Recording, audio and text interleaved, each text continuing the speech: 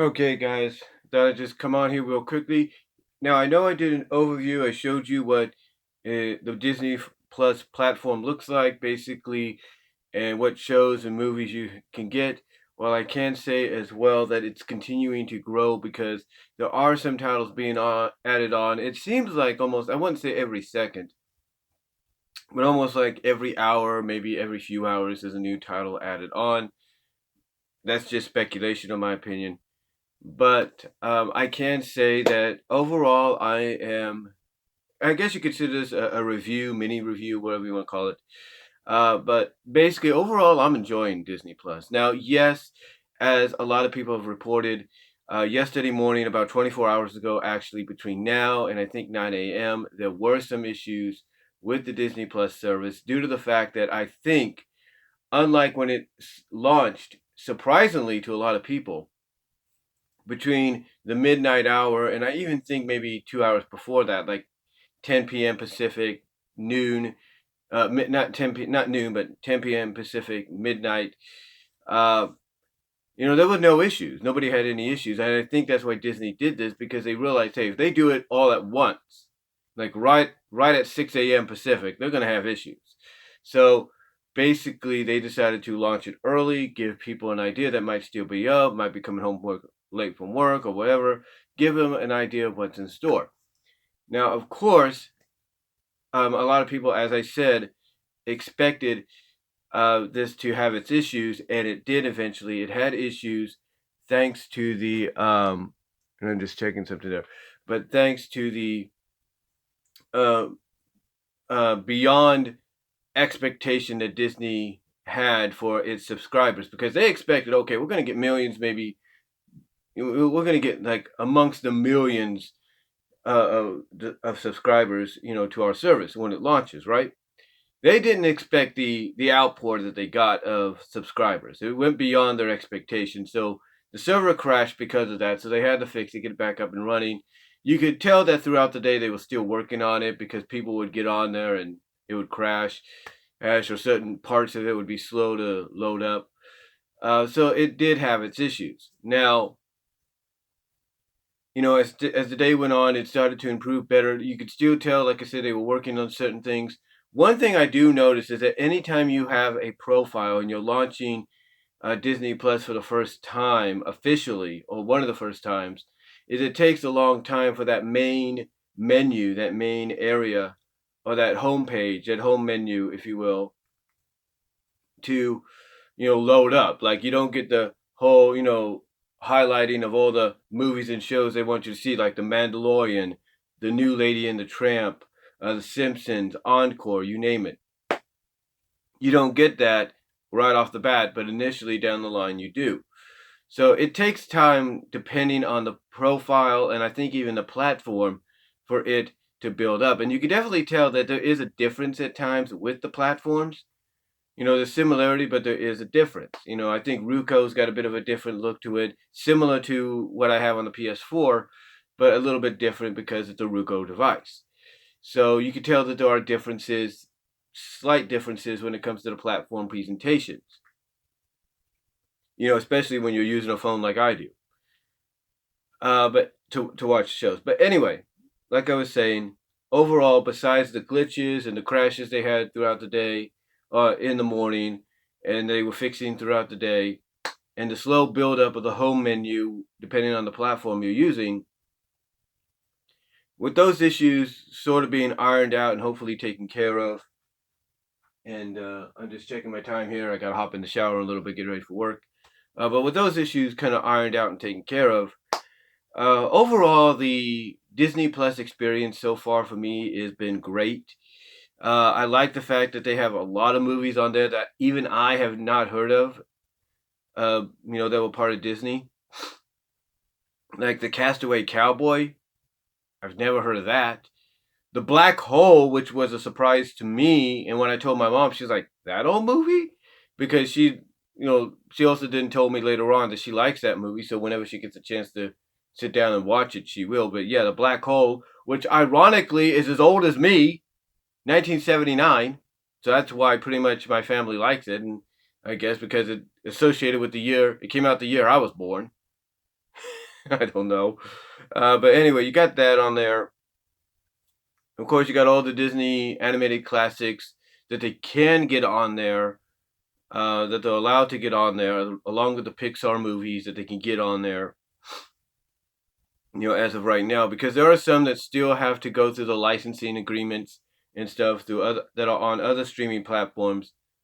They have to run those out before they can go onto Disney Plus. A good example of this is there are several movies that are owned by Disney, either through the Fox acquisition or the Marvel acquisition, or even their own admission, that are not yet available. As a matter of fact, I'm surprised Kim Possible is not available right now because of the fact that when I went to check that out, the animated series, it said this something like this title is not available. I'm redirecting you back to the homepage, and that was the same with another title as well. So my thought process is Kim Possible is still being built. The episode library is still being built up, and it's taking time for them to bring that on board. Unlike the live action movie or the drama movie.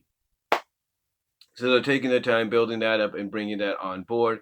But yes, Kim Possible is on there. It just takes time for that to get built. Now, one of the things that I and a lot of people were kind of curious about when it came to Disney Plus was the sensitive content.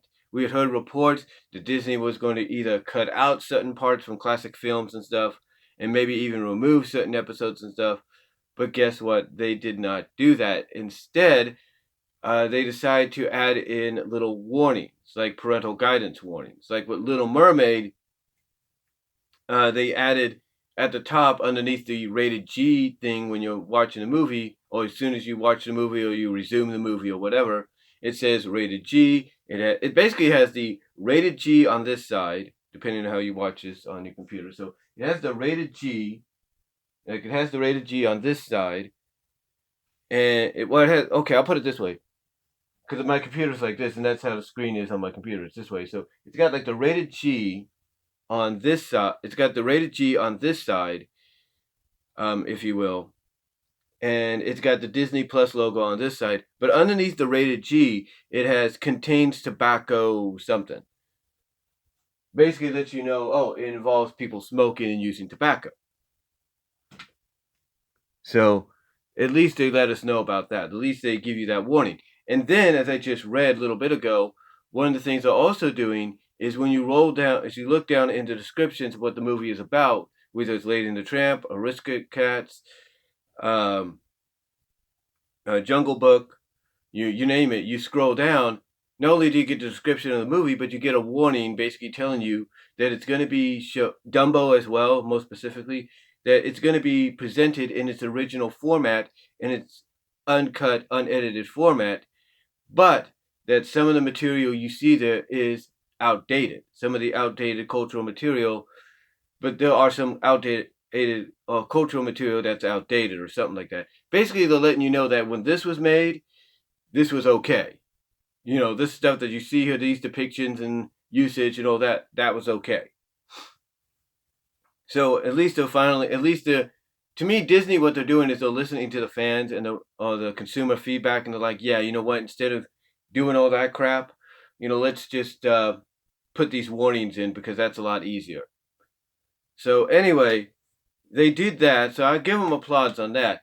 The only thing they're not doing yet is adding some other movies as well. They even the same article even said that there are some movies that are not yet or ever going to see the Disney Plus light of day. There's the Bill Cosby movie where he plays two roles, one of somebody else and one of the devil, which is weird. It's a 1981 film, I believe. And then, of course, Song of the South. And probably several others that they might have to kind of mull over, go over, and see if maybe yay or nay if it's okay to show there. So there's a lot of films there. And again, like I said, some of the films you would want to see on there are coming. They just got some licensing issues to go through on other streaming platforms. But then for someone like me, one of the big selling points was the 75,000 plus hours of content from all of Disney's past and present. And of course, being someone that grew up on the Disney afternoon, I wanted to see, I was hoping they would put on a majority of the Disney afternoon shows. They did. There are a few exceptions right now, but I'm pretty sure those will be corrected later on. Like Aladdin, the series is not on there, which is a surprise. Even though you got the movie that inspired it, you got the pilot movie, which served as the original movie sequel, and then you got the series finale movie, King of Thieves. So I'm kind of surprised the series isn't on there, but I'm sure that's going to be an omittance, if you will, that's going to be corrected over time. But yeah, Aladdin's not on there. Dalmatian, the two animated 101 Dalmatian shows are not on there yet. So there are several animated shows that have not yet gotten to Disney Plus, but I think over time they're going to, because I think it's either they got to get the library together for those shows, or they got to go through some licensing issues or something. I don't know, but some shows will. I mean, some shows are no brainers to show up eventually, but there are some other shows that have to go through the licensing issues and stuff like that. But the Disney afternoon shows that are there, and they are in complete form. Yes, they are in complete form. The only exception is Gargoyles, because of the fact that, yes, they do have all three seasons. The third season, of course, being the ABC continuation called the Goliath Chronicles. But unlike any other presentation, like the Toon Disney presentation and all that of the Goliath Chronicles, it does not have the Goliath Chronicles opening. Yes, it doesn't have the opening to the Goliath Chronicles, which I thought was a pretty good opening. But instead, it has the original Gargoyles opening that we know of from, I think, season 2 or season later, from the later episodes of season 1 and onward, or from season 2 and onward. So it's got that opening. It's got the original season 2, I believe, opening of Gargoyles, I believe, taking its place. But everything is there. And if you're wondering, well, what about some of the episodes that got banned, that got removed during their Toon Disney and even before the syndicated runs? Are they there? I can say that honestly, from what I've seen so far, I don't know about Hot Spells for Darkwing Duck yet. But if these episodes are on Disney Plus right now, as part of these episodes from their shows on Disney Plus right now, I'm pretty sure Hot Spells, I think that's the episode for Darkwing Duck, is on there as well. Of course, what I'm talking about is Rescue Rangers 1. Well, the first one I'm going to talk about is Rescue Rangers, Chippendale Rescue Rangers. They have the episode where Monterey Jack's mom does return.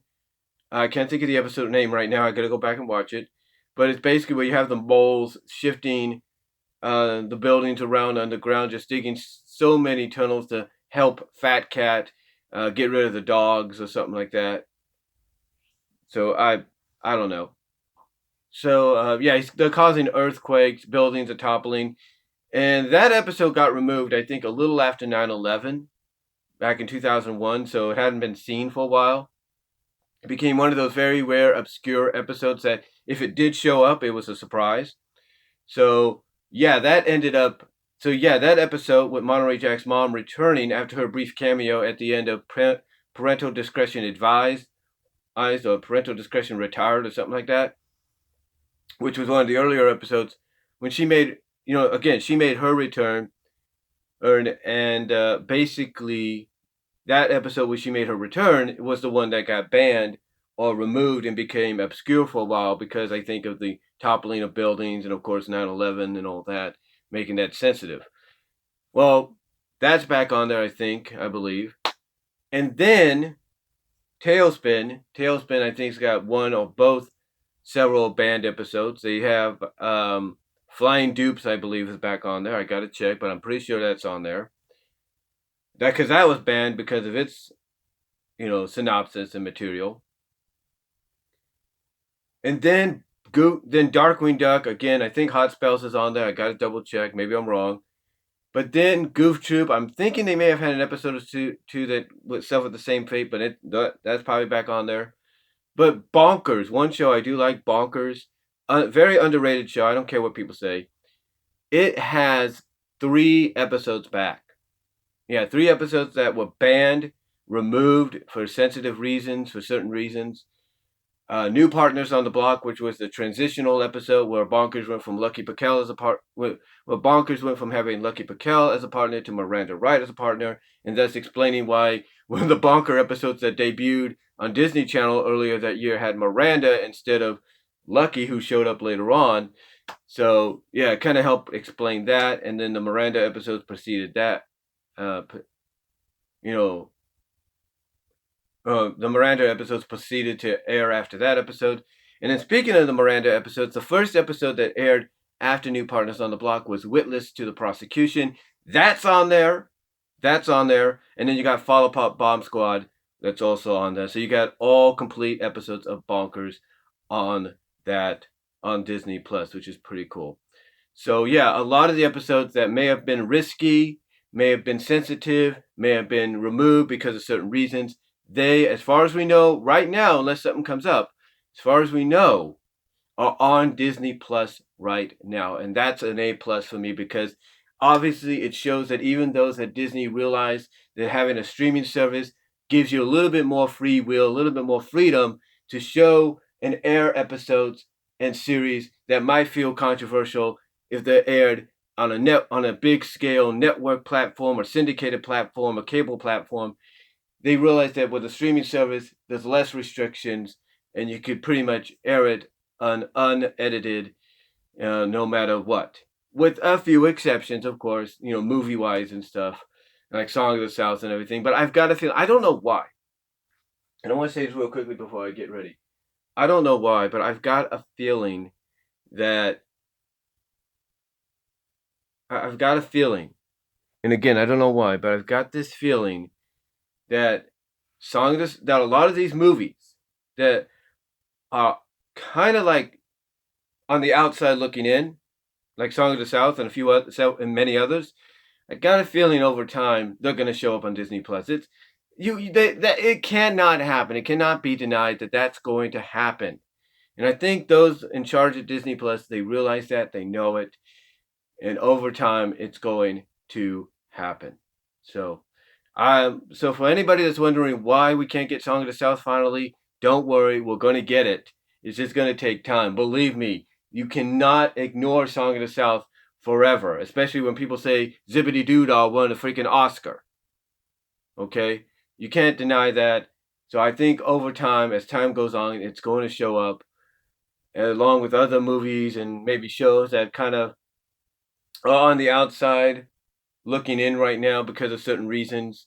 I think they're going to show up as well as time goes on. But overall, though, besides that, I really enjoy this. I like the idea that we got categories. I like the idea. I'll put it this way: I like the idea. As I mentioned in my video last night, I like the fact that they are going with a familiar platform setup that everybody is used to and knows, instead of trying to change things up. In fact, the only thing is a lot of people point up that's different is it's mostly Disney-owned properties. So I like that. I enjoy it. I liked the idea that they went in that direction. I enjoyed it. So kudos to Disney for doing that. Overall, really, really having fun with the platform. And again, can't wait to see what else they have in store. Again, what I like about it is when you click on something like Avengers Infinity War, it lets you know that, yeah, due to other commitments, this is the date when it's going to show up. Like, I think Infinity War is supposed to show up June 25th, 2020. There are some movies that are going to show up around February 2020 and March of 2020, all because of prior commitments and stuff. So, or streaming and licensing commitments and stuff. So, overall, I like that they did that, so at least people can put it in the watch list and realize, okay, it may not be here yet, but it will be, because they're letting us know when and why. So overall, though, I like Disney Plus, really enjoy it. I suggest each and every one of you guys out there get Disney Plus. If you don't got it yet, get it. You have several payment options to go with. The $6.99, which I did, which is a month, it's cheaper, it's better. The $13.99 bundle that they have with Disney Plus package with ESPN Plus and Hulu, and then the $69.95 package, which is a year-long package. It also includes that bundle of ESPN Plus and Hulu. So overall, though, guys, I really like Disney Plus so far. I'm really getting a kick out of it. It's got a lot of the shows, all the Marvel shows that you know of the past in the 90s and 2000s. They're there, so I really am happy about that. So I can't say any more than that. So really happy about it. And Disney, keep up the good work. And I hope to see more content for Disney Plus in the future. So until then, guys, I got to get ready for work now. Let me know what your thoughts are on Disney Plus. If you've got it yet, how do you feel about the platform? And I will talk to y'all later.